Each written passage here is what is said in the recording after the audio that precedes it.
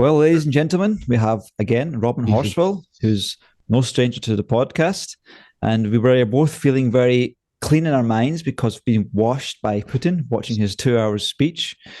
Um, Tucker, I used to quite like him quite a lot. In recent times, I've kind of really fallen out with him a little bit because of some of the things that he's been saying about Ukraine, like he's rooting for Russia and all sorts of stuff that's just propaganda. But I was personally pleasantly surprised with his interview. I didn't really see too much of his bias.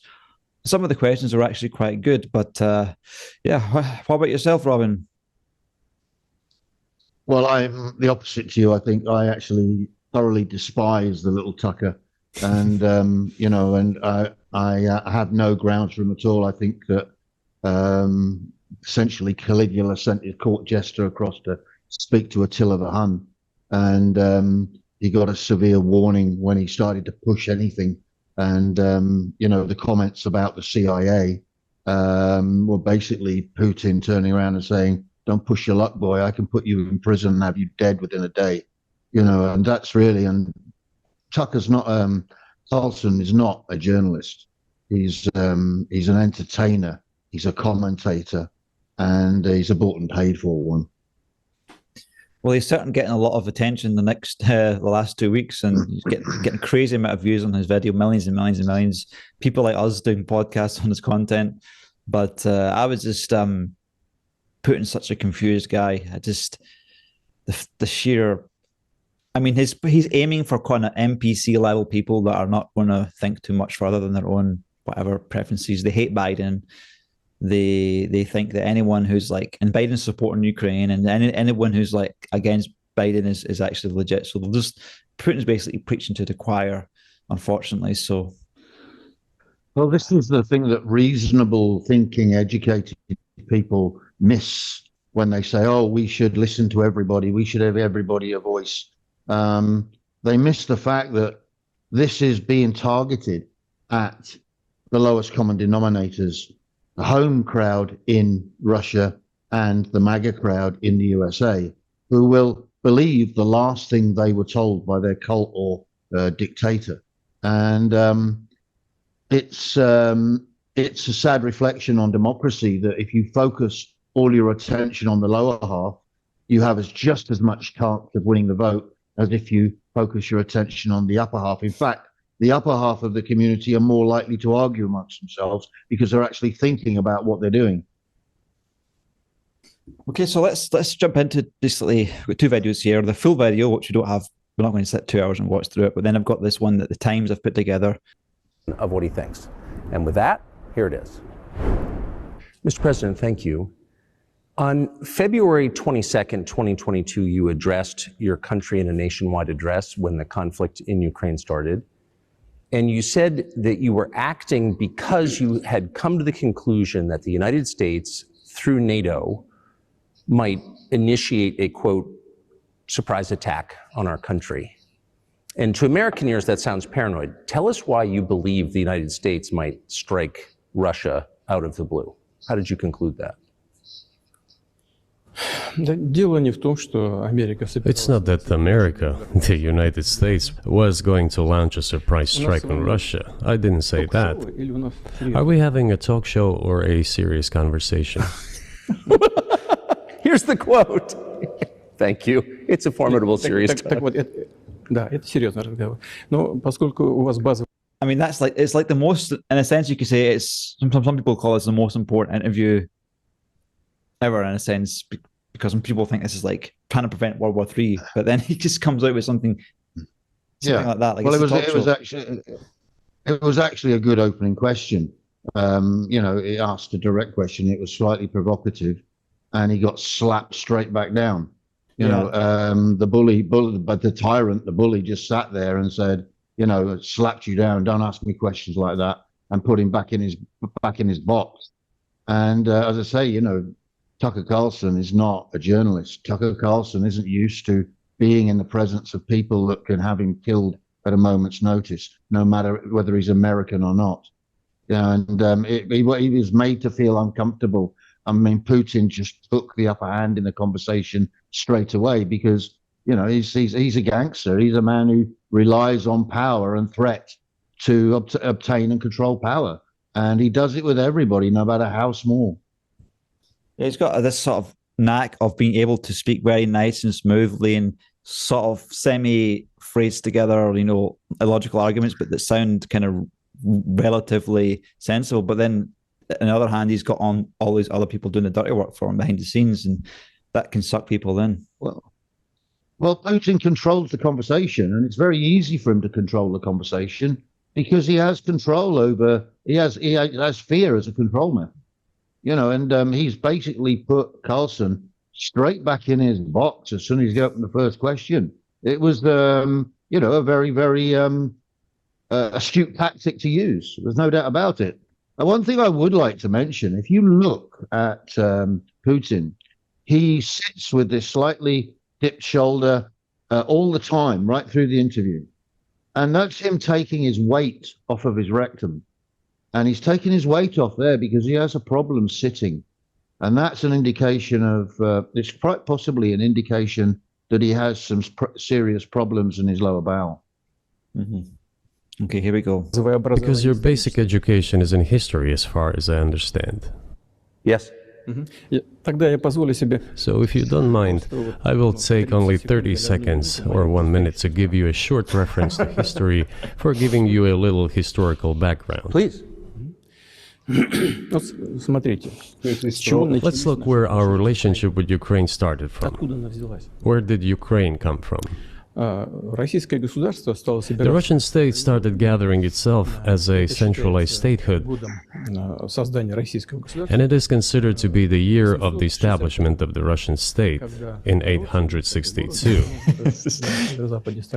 when the townspeople of Novgorod invited a Varangian prince, Rurik, from Scandinavia to reign. Look at Tucker here. He just was not expecting this. Well, Tucker's actually put his face on. I'm interested and I'm taking you seriously face. Yeah. But his brain is just gone down into, just closed, like everybody else's brain who watched it for more than 5 minutes did. I was 67 when I started watching it. I was 80 by the time I finished. It was just unbelievably boring, dull, took up an awful lot of time. But it was an indication of, to a degree, of Putin's idea of his own history, and he cherry-picked certain pieces of it to suit his narrative, and there was very little connection between the events that he was actually putting forward, and there was nothing that in that conversation, although it rambled on, that actually came to any kind of conclusion. It was just a ramble about his version of Russian history, and it could be taken to pieces by a historian like Tucker Carlson quite easily if he had the courage to do so. I get the feeling that he spent this time, 20 minutes, describing Russia's history as a sort of pretext of why he invaded. It's a sort of an excuse that's saying, okay, even if like Kyiv was, some power center of Russia, it doesn't mean that the people there can now have to be under rule of the current Russian regime, I think most of that conversation, not so much a conversation as Putin's lecture on Russian history, was designed specifically for the uneducated masses in his own country. That's what it was for. He was educating them. He was giving them reasons that they could repeat in the local village and on their telephones to one another and say, yes, this is what our glorious leader tells us. And so it's part of his education and propaganda campaign, very much to his own people. So yeah, you can see where he's coming from with that, and you can see the little Tucker's brain sort of shutting down, and he's trying very hard to keep his eyes on Putin and not to show any kind of disinterest. But I don't blame him for that. Yeah, we'll play another 30 seconds of this clip, then we'll go to the highlights. In 1862, Russia celebrated the 1000th anniversary of its statehood. And in Novgorod, there is a memorial dedicated to the 1000th anniversary of the country. In 882, Rurik's successor, Prince Oleg, who was actually playing the role of regent at Rurik's young son, because Rurik had died by that time, came to Kiev. Yeah, it's funny how just Putin is so enthusiastic about this history that sort of can frame his worldview. He's like regenta, and that's like emotional for him. But when it comes to like massacring, bombing civilians in Ukraine, it's just like, okay, this is self-defense or something casual, Well, we all know that as soon as he speaks, it's for the purpose of propaganda. We know that he denies reality, and he's not a fool. And he's not delusional. He knows exactly what he's doing and why he's doing it. And he's been given a wonderful gift here by Carlson to spread his propaganda across the Western world. And there will be 50% of the population, that's the last thing they heard from him, and they'll believe it. They won't question it. They'll just go, oh, yeah, that must be true then. That's what an awful lot of people are like, sadly. Control the message. Yeah, I think if people watch this without any objective views on it, then it is quite a dangerous thing, and that's why we need to discuss these things. But I think Putin in his interview gave away a lot of information that could harm him, and I think also Tucker he got put into some traps at some point, and at some point it's just clear that Kyiv was when Yanukovych was ruling that it was under Russia's control, because Putin was talking about how like we stopped Yanukovych's regime from like firing on the civilians. So you cannot say that unless that is a puppet regime that was there. So yeah, when you turn around and you accuse Poland of provoking Germany into invading them, then you really are living in cloud cuckoo. Well, I don't think he's living in cloud cuckoo land. I just think that he'll say anything and do anything in order to maintain control and control the message. That's really what a lot of his politics is about. It's what a lot of everybody's politics is about. Control the message, get the votes. He doesn't need the votes, but he still needs public support. I have to ask my friends that are very much, they hate Biden, is try and look at this interview objectively and see some of the logic behind it, and just try not to be so overwhelmed by your hatred. So let's go into the highlights here. And I haven't watched all of this one, but I just it's just convenient for the times to do the work that maybe I should have done myself. But here goes. We'll just basically pause after each interesting segment. Who blew up Nord Stream? You for sure. I was busy that day. I mean, have you achieved your aims? So blowing up Nord Stream, it just seems like that's something that I guess Russia's invested billions of pounds into doing. So if the West had blown up Nord Stream, I think that Russia, if they had proof of that, would have had a much stronger response. It was like almost like a declaration of war, and So. Well, again, it's just feeding him what he wants on a tray. It's food to the Grand Master, and it's a good question, but he doesn't follow up on it. He doesn't push it. I mean, it's still an open question as well, because nobody really knows who blew up Nord Stream. Mm-hmm. No, but there's no evidence to prove one way or the other. And so it would have been a subject that could be debated. It could be considered. It could be talked about. But he just gave him an opportunity to say it wasn't us. That's pretty much the end of it. I mean, why would you need to blow up Nord Stream? Why don't you just turn off the tap? I say it's a very interesting subject, because who gets the biggest advantage from it? Did the USA get a big advantage from cutting off that gas supply to Europe because they had a big problem with it? Or was it a big advantage to Russia? And if it was a big advantage, if they did think it was a big advantage to Russia, then it was a big bloody mistake, but people do things in autocracies without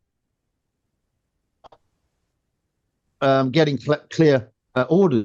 Sometimes people will take the world into their own hands and do something thinking they're going to please their Grand Lord and Master and make a mistake. I have no idea who blew up Nord Stream, but I'm more inclined to leave, because I think, I'm very much a democratic person, so I'm more inclined to lean towards the idea that, you know, the Russians did it and it was a mistake rather than anything else. Okay. I'll just go back a second. Your aims?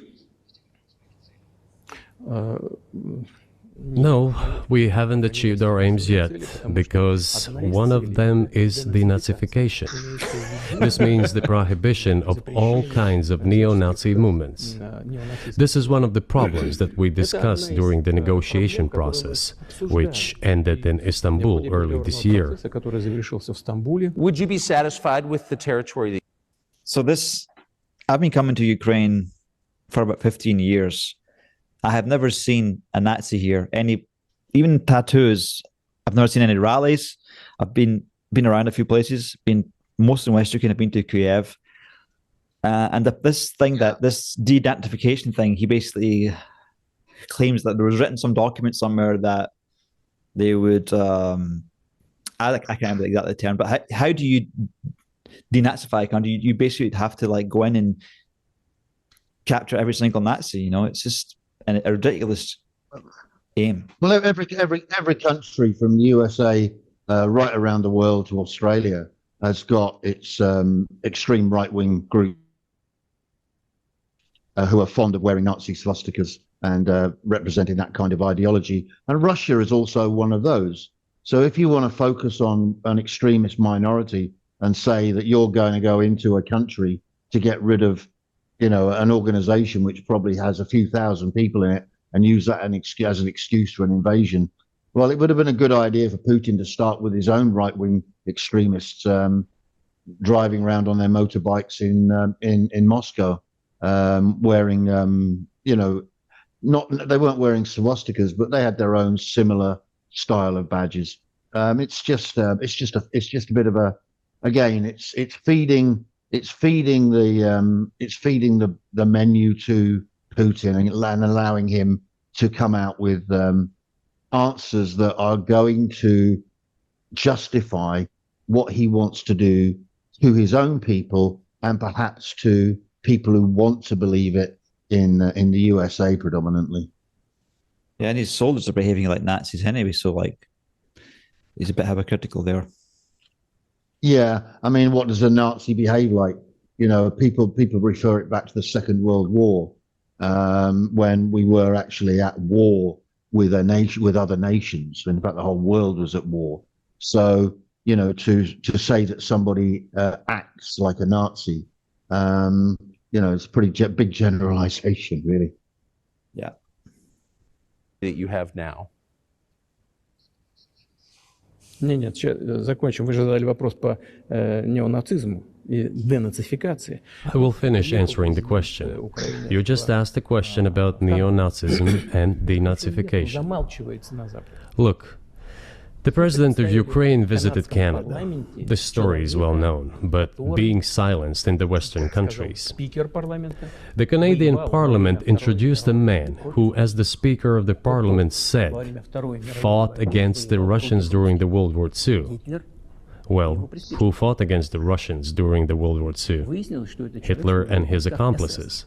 It turned out that this man served in the SS troops. He personally killed Russians, Poles, and Jews. The SS troops consisted of Ukrainian nationalists who did this dirty work. The president of Ukraine stood up with the entire Parliament of Canada and applauded this man. How can this be imagined? The president of Ukraine himself, by the way, is a Jew by nationality. Really, my question is, what do you do about it? I mean, Hitler's been dead for 80 years. Nazi Germany no longer exists. And so, true. And so, I think what you're saying is you want to extinguish or at least control Ukrainian nationalism. But how? How do you do that? Вот послушайте меня. Ваш вопрос очень тонкий. Listen to me. Your question is very subtle, and I can tell you what I think. Do not take offense. Of course. Can you imagine a scenario where you sent Russian troops to Poland? Yeah, it's quite convenient then when this former Nazi guy went to, I think it was Canada, and he was applauded. Canada, yeah. It turns out that he was a Nazi. That was a mistake, but Putin just takes these small things and makes a mountain out of them, Yeah, I mean, if somebody came along and said, somebody was, let's say I was running for office, which I'm not, and somebody said, well, I understand this happened to you in 1975, and you were a very violent young man, yeah, that was when I was 18. That was when I was 19. It's not who I am now. So why is it relevant? And so on. Let's say somebody, Clinton. Oh well, I had a puff, but I didn't breathe in. What kind of relevance is that? What you did in your school days. And I mean, although he's a right-wing Supreme Court justice, when they attacked Kavanaugh in his interview for things that had happened 40 years ago, I mean, it just seemed irrelevant to who he is today. I know I am not the same person I was 40 years ago. So to pull that kind of nonsense up, it's just farcical. Yeah, he's a good LARPer, Putin, anyway. Good imagination. Well, his mouth moves, he lies. Only in one case, if Poland attacks Russia. Why? Because we have no interest in Poland, Latvia, or anywhere else. Why would we do that? We simply don't have any interest. It's just threat-mongering. Well, the argument, I know you know this, is that, well, he invaded Ukraine. He has territorial aims across the continent. And you're saying...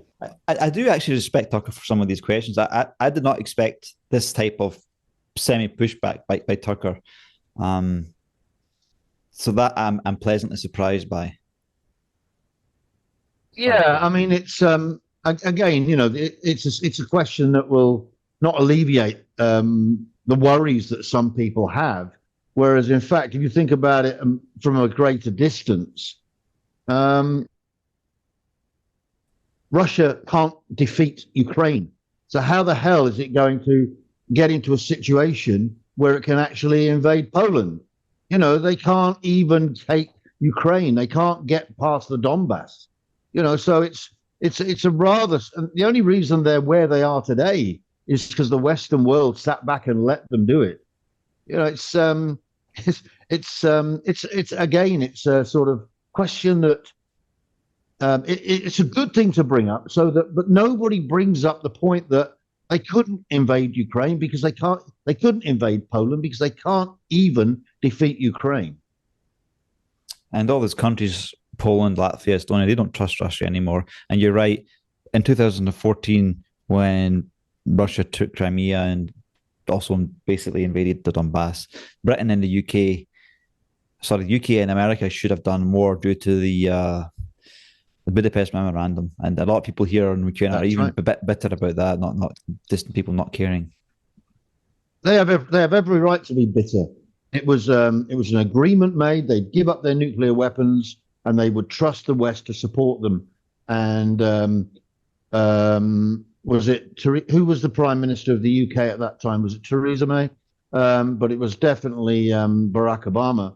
And they did nothing. And that basically told Putin that, he could walk in the door and nobody was going to do anything. And so he pushed. And that's what bullies do. You give them an inch, they take another inch. You give them 2 inches, they'll take a yard, and so on and so on. They only respect power, and they fear power, and they fear losing their position. So their whole structure of their system of control is based on fear.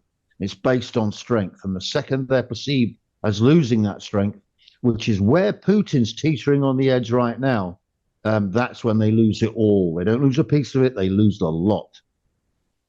Yeah, so I came to Ukraine yesterday and I went to some friends and we had a banya, which is basically a sauna where you have like sauna with a wood fire underneath, and then there's like cold baths where you can jump in and that. So, but basically, you almost feel that the burden that these guys are having. One of them was basically telling me, like, the situation is such that he could be called up pretty soon, and sometimes if people are not military focused in life, they don't want to do it, and you can just almost see the strain in their eyes. And I basically told the guy, I don't know what to say. It's just like, we're not giving you enough weapons. And a lot of this warfare is trench warfare where you're, roll a dice, throw a grenade, and hopefully the grenade doesn't land close enough to you. This kind of stuff where you give these countries that signed the Budapest Memorandum need more weapons here, need long range weapons, accurate weapons, more technologies. Give us the drones, give them what they need, so they don't have to do this trench warfare. And yeah, well, we've got this. The Europe and the world is actually giving as much as it can possibly give at the moment. They really are, and they're actually mobilizing their economies and their factories in order to do more. The biggest issue is with the MAGA extremists in Congress, in the House of Representatives, who are preventing the new funding bill to pay for the weapons to go to Ukraine. That money isn't going to go to Ukraine. It's just going to become Ukrainian debt. It's going to go straight back into the American military-industrial complex and buy weapons from there. So the money's not going to leave the USA. But it's another fallacy to say we're going to give our money away. They're not giving money away. They're essentially creating a debt that is owed to them. And the money is going to buy weapons from American companies and pay American people to stay in employment. That's what it's going to do. So that's a false argument from Putin, from MAGA, and other people involved in that sort of and the people in the House of Representatives. But it seems that the whole system at the moment is one of lie upon lie upon lie. You've got a situation here where you've got this clear link between Donald Trump, Tucker Carlson, and Vladimir Putin. And they are a triangle. You might want to make it a square and put Sean Hannity in it together. And it's the whole purpose of what we're doing is to control the message to the people of the USA and to create as much disharmony and to get as much discomfort for the people and put the government in a situation where it isn't functioning, so that in November this year, Trump can come along and say, look at all this chaos. I can put it right. And nobody will remember that he was the person that caused it in the first place. And this is just part of the big picture, the bigger picture.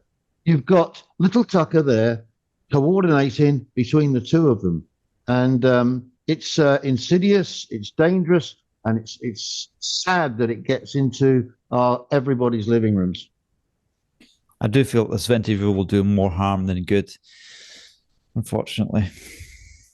He has territorial aims across the continent, and you're saying unequivocally you don't.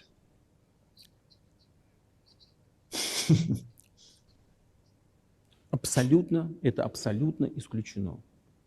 It is absolutely out of the question. You just don't have to be any kind of analyst. It goes against common sense to get involved in some kind of a global war. Глобальная война поставить на грани. And a global war will bring all humanity to the brink of destruction. It's obvious. Вот, и есть, конечно, средства. There are certainly means of deterrence. They have been scaring everyone with us all along. Tomorrow Russia will use tactical nuclear weapons. Tomorrow Russia will use that. No, the day after tomorrow. So what? Выбить из налогоплательщиков. In order to extort additional money from US taxpayers and European taxpayers in the confrontation with Russia in the Ukrainian theater of war.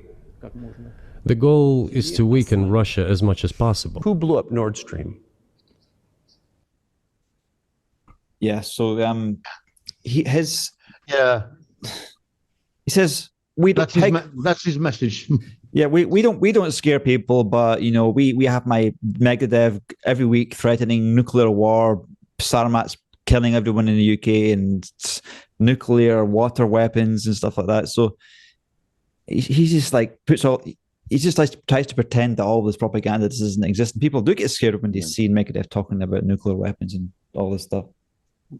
Well, this is his message to the Americans. This is his message to the Americans saying, I'm a good guy, it's not my fault. And why are you wasting all this money? And we're such a long, long way away from you people. You could be doing better things with that money. What about your border? What about your problems? Why should you get involved with this? It's classic, really. He's feeding the message back to the USA that Trump wants fed to the USA as well. this is stupid. It's the same argument that Marjorie Taylor Greene is having with the House of Representatives. It's the same rhetoric. It's the same argument. And there he is mouthing exactly the same, telling exactly the same story. People need to see this for what it actually is. It's a performance. It's not an interview. He's not answering questions. He's essentially putting across what he wants, and he's being served the opportunity up by somebody who's trying to be a journalist, but he's not being a journalist. What he's doing, he's making an awful lot of money on YouTube because millions and millions of people are going to see this, and he's cast his dignity and his morality away with everything else a long, long time ago in return for money. It's very Faustian. You for sure. I was busy that day. Nate, do you have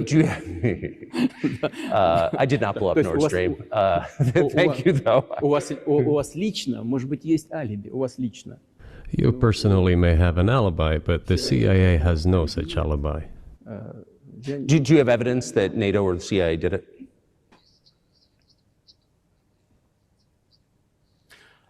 Знаете, You know, I won't get into details, but people always say in such cases, look for someone who is interested. But in this case, we should not only look for someone who is interested, but also for someone who has capabilities. Because there may be many people interested, but not all of them are capable of sinking to the bottom of the Baltic Sea and carrying out this explosion. These two components should be connected. Who is interested and who is capable of doing it. Like if you had evidence, then you those guys would be shouting it from rooftops.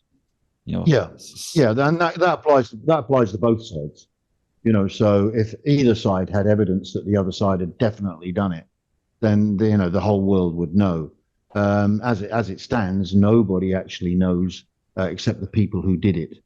And that's an interesting story. But his comment to Carlson there about applying to be in the CIA, again, there's an implied threat. He's basically putting him back into the chair and saying, "Be very careful, little boy." That's what he's doing. It's an implied threat. It's how powerful and dangerous people work. They don't threaten you directly. They hide it in allegory. They just put it away, give you the idea, and let you sit and worry about it. What do you think is the main reason that Russia invaded Ukraine? I think that they felt threatened by the ideology of democracy getting close to their borders. I don't think that they were threatened in a military sense, and Russia was definitely not threatened. But even people, when I lived in Prague, I lived in Prague for 5 years. And I had quite a few Russian friends in business in Prague. And, they were great people, great friends, came to dinner, talked about all sorts of things. And they were going back home to Russia with these freedoms, the freedom to speak, the freedom to have an opinion, the freedom to organize political parties, the opportunity, how to use social media to get a message out to the people, and so on. And those are the sort of things they were frightened of. They're frightened of the ideology of the West, not the military power of NATO, because NATO is a defensive organization. And the people that wanted to join it were people that were frightened of Russia. That's why they wanted to be. That's why they wanted to be part of NATO, which is exactly what Putin has achieved by with Finland, who's one of the great neutral countries on their border, becoming part of NATO, and Sweden. Hopefully very soon will finally get through the door when somebody finds something that they can put Viktor Orban back in his box with, But it's the ideology of the Western world, not the military power of the Western world, that Russia was really frightened of. Freedom, democracy threatens tyrants. So there was a point in that video, I think it was like an hour and 20 minutes into it, where Putin was blaming the CIA for the Maidan. But you also had the Orange Revolution, where I think the power people in Russia were upset by people in the streets deciding for themselves. That wasn't the CIA. That was people on didn't believe the election results and they were protesting. So they had people power. So you can't just say, even if the CIA was involved a little bit, I don't know. The CIA couldn't make millions and millions of people protesting in all these cities because they want the European Association Agreement. So it's the people deciding that. And even if Yanukovych genuinely wanted more time, it's democracy. What happens in Ukraine happens in Ukraine. Just because people do not like something and they have you call it a coup if you want, it's still none of Russia's business. Yeah, I mean, the intelligence services are going to be involved in any country in the world that's got that's trying to obtain some kind of independence from an enemy state, which is what Russia genuinely actually is. It's an enemy state. And so the CIA are going to be there. They're going to be involved. They're going to be passing back information to their own government. British MI5, MI6, they're going to be involved. You're going to have, and you're going to have the FSB. They're going to be involved as well. Everybody's going to have their fingers in the pie somewhere. But it was, as you say, it was the Ukrainian people fighting against Putin's puppet governor and forcing him out of power. And that man put snipers on the street and tried to take the people out, but extraordinarily brave and frustrated. And they got out there on the street and they stood up and they made this man go home. And they put their own elected leader into power for the first time, who was not Vladimir Putin's puppet.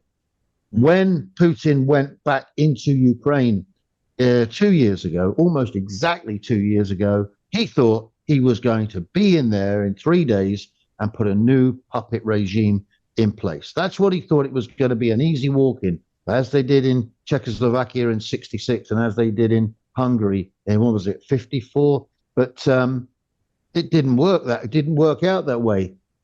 His intelligence services had got it completely wrong. And since then, it's been cost this country a fortune in money, in trade, in manpower. It's just, everything's just going down the drain for him, and he's clinging on. Yeah, you've got Ukraine that are like going through the fire since 2014, and they expect, I mean, in a sense, Ukraine is becoming battle hardened. There's still problems in Ukraine. The corruption index is basically improving. It's not perfect by a long way. Even where I am, you can see corruption. Nobody denies that. But you've got a battle hardened country, and you're going to fly in some helicopters and then some Lucian transports to an airport, and from there you're going to take over the capital. Like what they smoking, man? Well, it was a very poorly planned operation. They thought that the Russian paratroopers were going to take and hold the airport outside Kyiv, and if they control the airport, then they control the access to Kyiv, and they can bring in more and more troops and take over the city and force Zelensky to run for the border. Well, they didn't take the airport. They did take the airport. They couldn't hold it, and so they got pushed out of the airport. And from that point onwards, they were on a losing streak, and they had an army parked down a single road going nowhere, and just parked there. It's just unfortunate that Ukraine at that time now had F-16s, because the whole battle would have been over. They would have been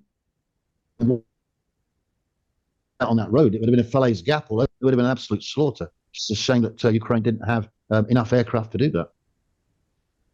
It's basically cowardice. Putin's red lines. They keep getting pushed forward and forward and forward. If we just give in these tanks and jets, as soon as Russia invaded and promised all this stuff, they might have stopped the war there and then, because then maybe Putin didn't see the cost of this sort of drip feed of weapons. Yeah, I mean, NATO had got fat and sloppy and cheap and lazy. And I don't agree with many things that Donald Trump says, but when he said, that Europe's got to start bucking its ideas up and start putting some money behind its armed forces, it's probably the only thing that he ever said that I actually agreed with. And, he's absolutely right, but lots of people have been saying it before. We've been cutting back our armed forces. We've been reducing our manpower. We've been doing everything to say to a tyrant and a bully that we're soft and you can walk through the door and there's nothing we can do about it. And the Ukrainian people have done all the fighting. Ukrainian people have lost all the blood. Nobody else has lost any blood, just the Ukrainian people. And yet there's still people in the USA whinging about it. And it's not even money that's coming out of their pocket. It's going to go round in a circle and back to them. Yeah, in America, I don't know how much it costs for a soldier's lifetime, but I think it must be at least a million up there, you know, just to have one soldier go through that training and then all the retirement and all the, even in the healthcare, you got, you know, lifetime medical costs if he gets killed, and then payouts and stuff to the family. So Ukrainians taking all that stuff, and the Ukraine has all the social problems for the next 50 years because men come back all messed up mentally, and or limbs broken, and you know their families split up, the children suffer, and all entrepreneurs and businessmen, colored people, they're kind of, you know, they're fighting, or they've left, or they're just medically messed up that they can't plan their lives. So America, maybe 1% of GDP, maybe, if that, you know, to help Ukraine and keep your word, you know, as the you know, your word is your bond. You know, what was it called? The Budapest Memorandum. You know, we said give up your nuclear weapons, and we'll give you security guarantees. You know, or assurances. The Ukrainian people, in many ways, are a good example of how the British people used to be 50 to 80 years ago. You know, self-supporting, didn't feel sorry for themselves, prepared to stand up and fight, knew what being masculine and manly actually was, and they don't come home crying their eyes out and whining about it. You know, so with that kind of mental resilience and strength, you know, they're going to have a lot more ability to cope with difficulties, because their lives from the start haven't been particularly easy. You know, they in comparison to somebody that's brought up on Coca-Cola and pizza and a telephone and a TV. The best the people who survived best in the prisoner of war camps in Korea in the early 1950s were the Turks. And the Turkish soldiers tended to be peasants predominantly from the fields and the countryside, who lived on very, very little. And they coped quite comfortably in comparison to the Americans, and somewhere in between were the British and the French. But the Americans actually had the greatest problems because they had the most comfortable lifestyles at home, in contrast to where they were living then. So I have an awesome amount of respect for the Ukrainian strength of mind. You mentioned corruption there. Wars are always going to be corrupt because theft is going to exist when you're moving large quantities of men and material. Stuff's going to go missing. It's not institutionalized corruption, but the other thing is, you know, it's a leftover from Eastern Europe. It's leftover from the Soviet Union, where everything was transactional, and there's still an element of that in the society there. You can't turn a super tanker around in a day. You've got to give it time. And Zelensky has been very, very strong on sacking people when they've been discovered to be involved in any form of corruption, right up to the very top echelons, you know. So you've got to give credit where it's due. A lot of people, again, in the Western press, think that you can just bang your gavel on the table because you're in charge and put everybody in prison who's corrupt. Well, it doesn't work that way. We didn't take all the war criminals from the Second World War and put them in prison. You know, at a certain point, you had to turn around and say, look, you know, we've got to put this aside now and move on and build a new society. And I think Zelensky, in a time of war, is still trying to build that new society. Yep, I agree with you. Let's get back to the show in a sense, right? the theater. Okay, let's go to share screen, share audio. Okay, let's go. Intel services, you would, that NATO, the US, CIA, the West did this. Why wouldn't you present it and win a propaganda victory? In the war of propaganda, it is very difficult to defeat the United States. because the United States controls all the world's media and many European media. The ultimate beneficiary of the biggest European media are American financial institutions. Don't you know that? So it is possible to get involved in this work, but it is cost prohibitive, so to speak. We can simply shine the spotlight on our sources of information, and we will not achieve results. It is clear to the whole world what happened, and even American analysts talk about it directly. We negotiated with Ukraine in Istanbul. We agreed. He was aware of this. Moreover, the negotiation group leader, Mr. Arachamia is his last name, I believe still heads the faction of the ruling party, the party of the president in the Rada. He still heads the presidential faction in the Rada, the country's parliament. He still sits there. He even put his preliminary signature on the document I am telling you about. But then he publicly stated to the whole world, we were ready to sign this document, but Mr. Johnson, then the Prime Minister of Great Britain, came and dissuaded us from doing this, saying it was better to fight Russia. They would give everything needed for us to return what was lost during the clashes with Russia, and we agreed with this proposal. Look, his statement has been published. He said it publicly. Can they return to this or not? The question is, do they want it or not? Further on, President of Ukraine issued a decree prohibiting negotiations with us. Let him cancel that decree, and that's it. We have never refused negotiations, indeed. Evan Gershkovich, who's the Wall Street Journal reporter. I don't know if there's any weight to that statement about Boris Johnson, and I mean, regarding negotiations, like how do you negotiate somebody who's coming, you know, committed massacres in Bucha and shown you what they would like to do to basically at least the whole western part of Ukraine? You know, I just like, but the Boris Johnson thing, I don't know. What he was referring to then was about 6 months after the invasion, maybe less. And although Ukraine had actually stopped Russia and they'd retreated back to Belarus, what they were actually negotiating was a Ukrainian surrender. That's what they were negotiating. And Ukraine had to sort of think about this because they didn't know whether they had anybody to back them up and support them. And Boris Johnson did come through the door, and he did motivate a lot of the European nations and cajole them into getting behind Ukraine and supplying those initial amount of shoulder-fired weapons that restored a lot of confidence in Ukraine. And when it comes to saying we've never refused negotiations, what he means is we've never refused to negotiate your surrender. That's what he actually means. He's not interested in giving anything up. He's only interested in seeing if he can take a big chunk now, restore his strength, and then come back again for another chunk in the future.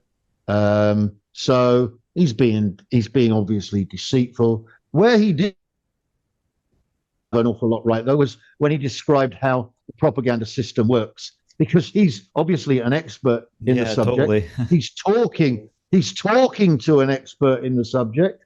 So yes, that part of his statement, that it is controlled by big media companies, big corporations. They control the message, but predominantly they're controlling it to make money.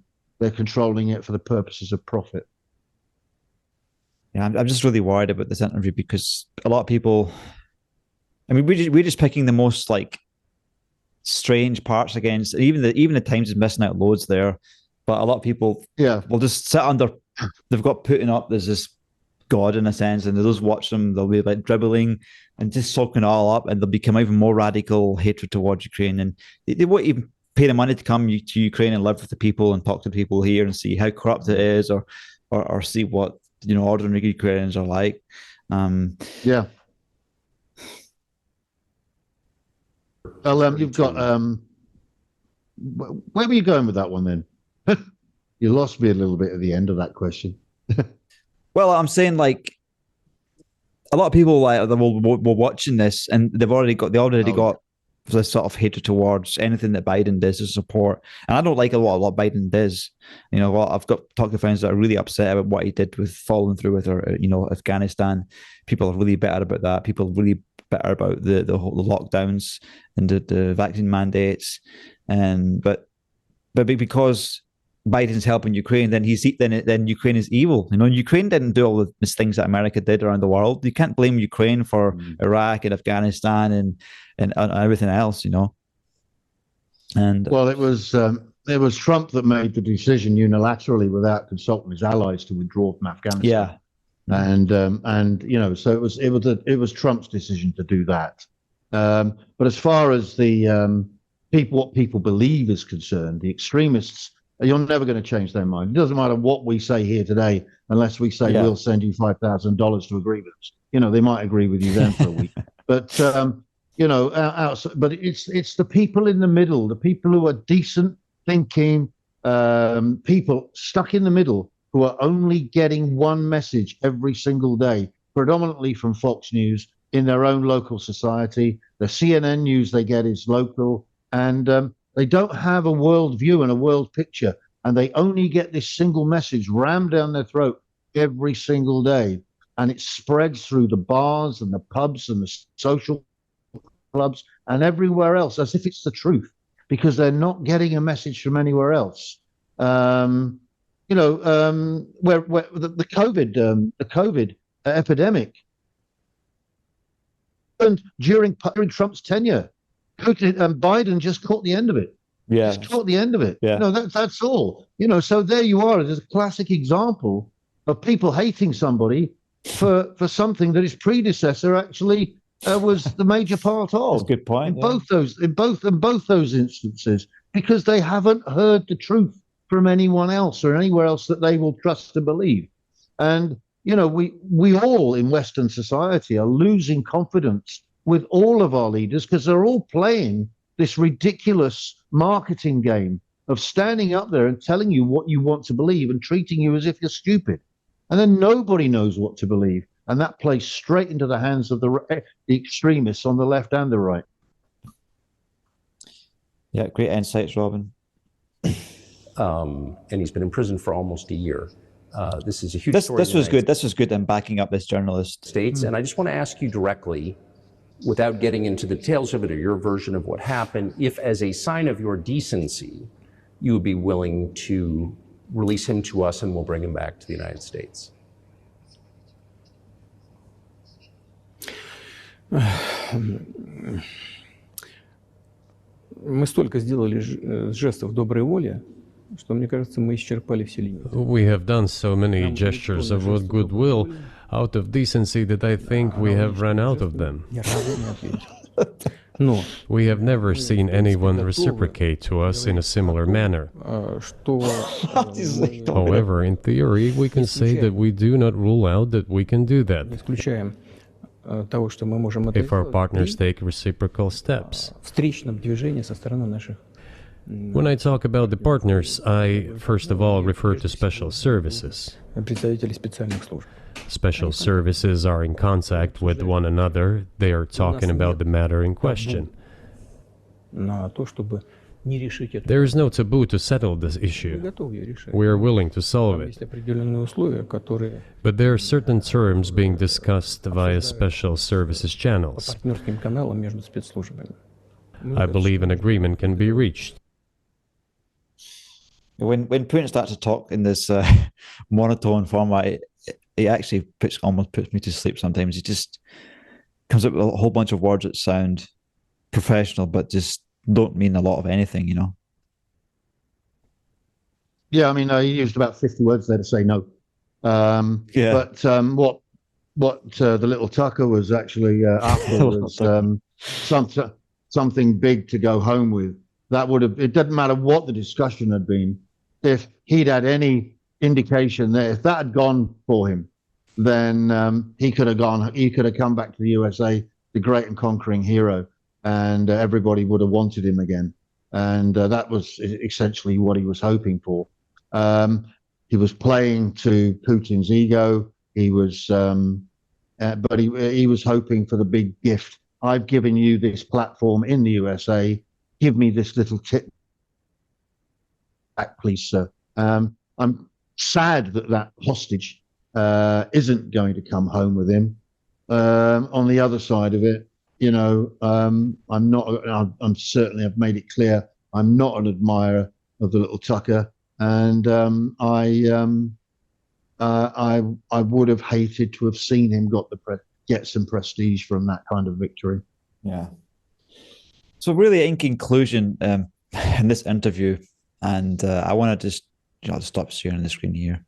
So basically, I do think, if you watch our video first, and maybe some other critiques of this, you can watch this whole thing, and you'll find that Putin talks a lot about Russia and the greater Russia and his Russian history and Russian brethren and Russian being baptized in Russian love.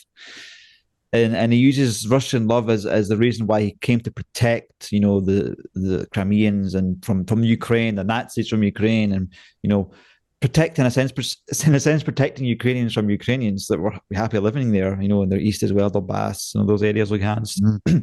But then you disprove anything you mean with brotherly love when you just are content to watch your soldiers butcher civilians in Kyiv, thousands killed all over the place, Mariupol, and we, with my team here, we are involved in food distribution. All these refugees, they speak Russian, you know, and nobody here gives them any problems, you know. But if there were so many Nazis and there were, you know, who are you protecting these East Ukrainians from? You know, that probably they do. I guess they are Russians, but you're not helping them. And they're so angry that they do self-harm because they're what they've done to their country. You've done to Donbass, and they're not going to Russia. Some of them are coming here to the West, you know, and they're mentally scarred, you know. Yeah, I mean, you had an awful lot of Russian-speaking Ukrainians, and there were some serious issues with their freedom to maintain their own language in their own schools, and this created enough friction for Putin to use as an excuse to send his special forces into the country and claim that these were people who belonged in that country fighting for their own rights and freedom. So there were some genuine questions that needed to be answered about the rights of Russian-speaking Ukrainians, without a doubt, in Crimea and in Donbass. Yeah, I think it was a really stupid thing to do. There's no doubt. I mean, all countries have these problems. You go back, you go back 150 years in the UK, and the Welsh people were forced not to speak Welsh, and they were punished for speaking Welsh at school and things like that. So it's the same kind of, I think some of the same kind of things were going on there, and those were issues that needed to be dealt with, but they were used by Putin as an excuse to invade Ukraine. And all he succeeded in doing is causing an awful lot of those people he claims to protect to die. And there's some conservative estimates in this coming week that the Russian casualty figures for the past 2 years will exceed 400,000 soldiers. And that is simply what it has cost Russia in manpower. Yeah, I mean, like, Ukrainians had their counteroffensive and they saw how hard it was to take back ground. And so Ukrainian leadership cares about their soldiers. So they say, okay, let's just not keep doing this. But Russian just continually pushing against this immovable wall. And the attrition rate is just continually bad. Yeah, I mean, they're still relying on mass. I think if they can just keep pushing mass of people forward, and none of these people that they're pushing into this battle come from Moscow and St. Petersburg. They all come from the outlying districts. They're all ethnic minorities from other parts of the former Soviet Union. And they're being paid what they think is about a year's pay to go there and die very, very quickly. And they're just soaking up ammunition. And that, that's not going to work, providing the West keeps providing enough ammunition to Ukraine to defeat that. Because at some point, eventually, they've got to run out of people. And, the population of Russia is a huge country, but the population is the equivalent of perhaps Germany and France together. It's about 145 million. That's all. It's not as big as people imagine. Well, Robin, thanks very much for your time. What you up to the next weeks and months?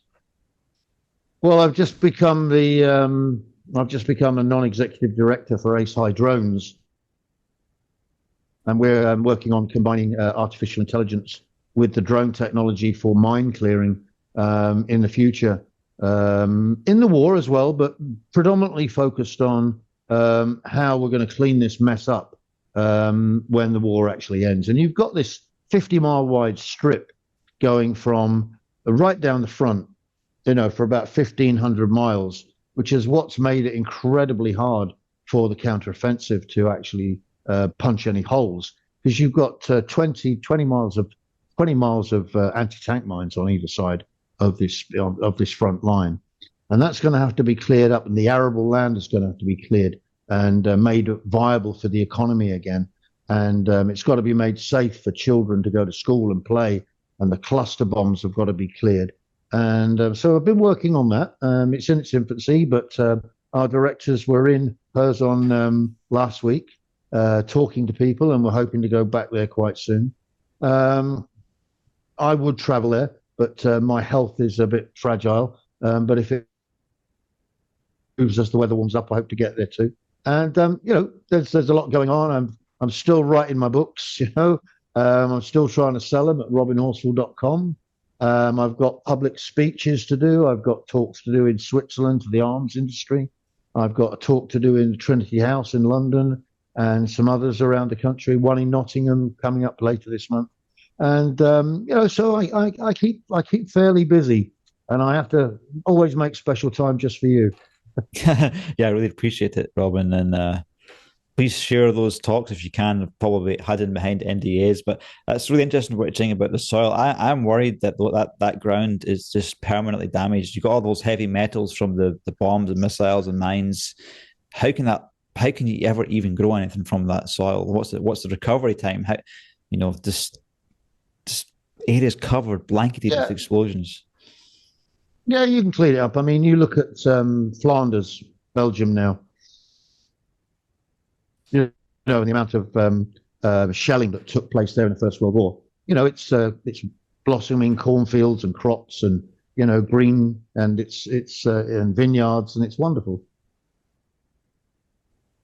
Mm-hmm. Nature will recover.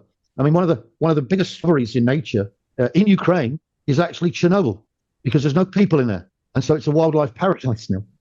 In spite of the radioactivity that's there, it's a wildlife paradise. There's wild boar, there's wolf, there's deer, there's animals thriving there because there's no people allowed in there anymore. So yeah, nature recovers. When people talk about the end of the world, what they really mean is the end of human civilization. Mm-hmm. Okay, well, Robin, thanks so much for coming on my podcast, and I'll see you around LinkedIn. Okay, mate. Take care. Thanks.